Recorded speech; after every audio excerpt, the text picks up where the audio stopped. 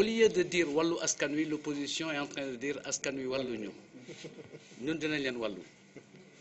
Et aller à leur secours, c'est leur rappeler très simplement que dans une démocratie, la règle fondamentale, c'est la compétition des offres et des propositions. L'opposition joue un rôle qui n'est pas forcément profitable à la démocratie, puisqu'elle n'est pas dans la proposition, elle est dans la protestation et, à la limite, la surenchère radicale.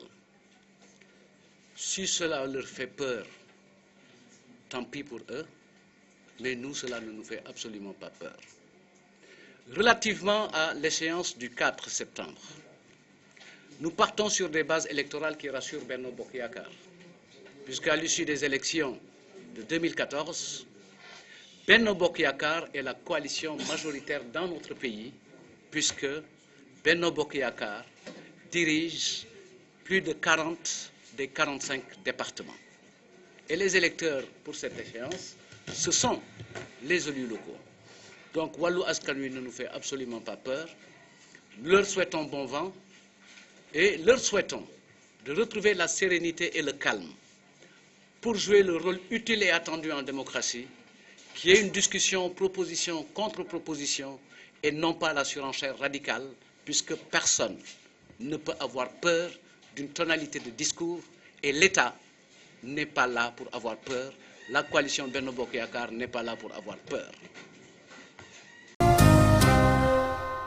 Il y a des achats de conscience par-ci par-là, non qu'à déjà de manière claire aller voir la justice sur la base de preuves. Mais moi, je voudrais juste dire ceci. On parle beaucoup d'hommes politiques, de problèmes d'éthique en politique. En tout cas, à Benno Bokk Yakaar, nous travaillons sur la base d'éthique en politique. L'éthique en politique demande deux choses. Le respect des populations, mais également être fort devant l'adversité. Quand l'adversité arrive à un point où on se sent extrêmement faible, parce que ceux-là qui en parlent aujourd'hui savent qu'ils auront des scores cruels lors des résultats. Ils savent qu'ils ont déjà perdu. Mais ce n'est pas parce qu'on a perdu d'emblée qu'il faut utiliser des arguments fallacieux.